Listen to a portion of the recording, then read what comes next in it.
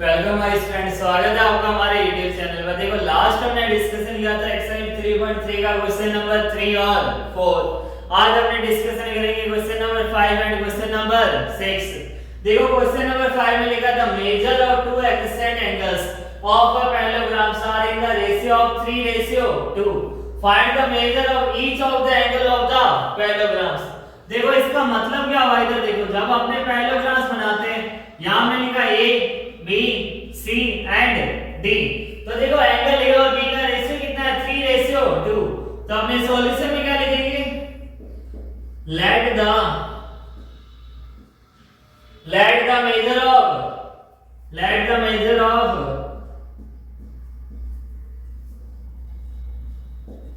To adjacent angles.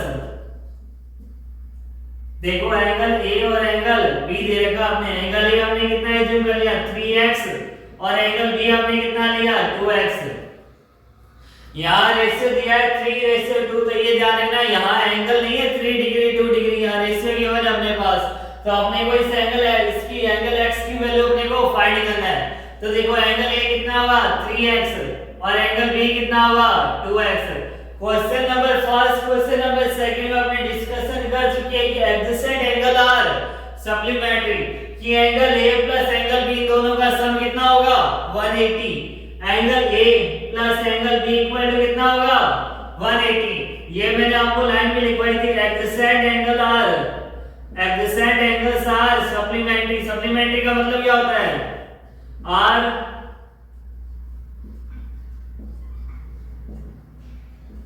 Adjacent angle are supplementary. Supplementary का मतलब क्या होगा, इधर देखो कि angle A plus angle B इन दोनों का सम कितना होगा 180। तो अब आगे देखो एंगल ए कितना है 3x, एंगल बी कितना है 2x, इन दोनों का सम कितना होगा 180। इन दोनों का सम कितना होगा 180। तो यहां देखो 5x equal to 180, 5x equal to कितना हो जाएगा 180 हो गया ये 180। अब देखो x की वैल्यू कितनी हो जाएगी 180 अपॉन 5। 5 से डिवाइड करेंगे 5 3 जा 15 और 5 3 जा 15 कितना आ रहा 330, 5 6 जा 30। एंगल x की वैल्यू कितनी आ गई अपने पास 36। देखो यहां लिखने की जरूरत नहीं है, मैं आपको पहले बता चुका है एडजेसेंट एंगल्स आर सप्लीमेंट्री। अब यहां देखो x की वैल्यू अपने पास कितनी आ गई 36 डिग्री। एंगल ए कितना है देखो 3x, 3 मल्टीप्लाई कितना हुआ 36, कितना हो जाएगा 108 डिग्री। एंगल ए कितना हुआ 108 डिग्री।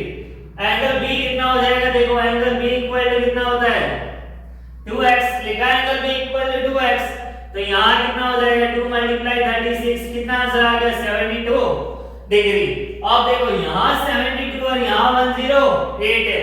पैरेललोग्राम्स की प्रॉपर्टी क्या होती है, अपोजिट एंगल्स आर इक्वल। अगर एंगल ए 108 है तो एंगल सी भी कितना होगा 108। एंगल बी 72 है तो एंगल डी भी कितना होगा 72। तो अपने को क्या लिखना है, इधर देखो अपने को क्या लिखना है साथ में, angle A equal to angle C कितना हो जाएगा 108 degree. Angle B equal to angle D equal to कितना हो जाएगा 72 डिग्री। अब ये हुआ कैसे, opposite angles are equal, opposite angles are equal.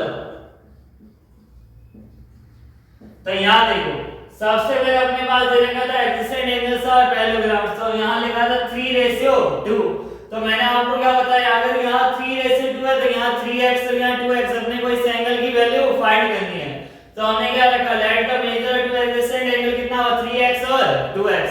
हमने ये पढ़ रखा कि एडजेसेंट एंगल का सम कितना होता है 180। एडजेसेंट एंगल का सम कितना होता है 180। तो देखो angle a plus angle b कितना हुआ 180। 3x प्लस में 2x इक्वल टू 180 कितना हुआ 5x इक्वल टू 180। x की वैल्यू कितनी आ जाएगी 36। अब यहां 36 की वैल्यू अप्लाई की, एंगल a कितना हुआ 108, एंगल b कितना हुआ 72। फिर हमने पढ़ रखा अपोजिट एंगल्स आर इक्वल, तो एंगल ए किसके इक्वल होगा, एंगल सी कितना हुआ 108। एंगल बी किसके इक्वल होता है? Angle D. यहां भी कितना हुआ? 72। तो अपोजिट एंगल्स आर इक्वल। चारों एंगल हमने फाइंड किया, angle A, angle B, angle C और एंगल डी। अब देखो next question, two adjacent angle of a parallelograms have equal measure. इस लाइन को ध्यान से रखना, इक्वल मेजर। इक्वल मेजर का मतलब क्या है? जितना एंगल ए उतना ही एंगल क्या है? बी दे रखा अपने को। जितना एंगल ए दे रखा उतना ही एंगल बी है। तो यहां हमने लिखा ए बी सी और डी। यहां अगर हमने x एज्यूम किया तो b भी कितना हो जाएगा? x। तो देखो let the two adjacent angle कितना हो जाएगा? देखो angle a equal to angle b equal to कितना हुआ? Angle x। कितना हो जाएगा? Angle x। हमने पढ़ रखा है angle a plus angle b कितना होगा? सम 180। क्या होता है? Adjacent angles are supplementary. Adjacent angles are supplementary. Supplementary का मतलब क्या होता है? इन दोनों का सम कितना होगा? 180। अब देखो एंगल ए भी कितना है? x, एंगल बी भी कितना है? एंगल x, और दोनों का सम कितना है? 180। यहां कुछ नहीं लिखा तो यहां 1 एंगल x, यहां 1 एंगल x। कितना हुआ? देखो 2 angle x equal to 180 degree. जब एंगल और 2 के बीच में कोई साइन नहीं आ रहा है, इसका मतलब कौन सा साइन है? वहां मल्टीप्लाई का। तो एंगल x इक्वल टू कितना हो जाएगा? 180 अपॉन 2। चैप्टर नंबर 2 पढ़ चुके हैं कि मल्टीप्लाई से जब वहां आरएचएस में भेजेंगे तो नंबर क्या हो जाएगा? डिवाइड में चला जाएगा। एंगल x कितना हुआ? 180 अपॉन 2 कितना आ जाएगा? देखो 90 डिग्री। तो angle a equal to angle b किसके इक्वल है? Angle x। और ये कितना आ गया?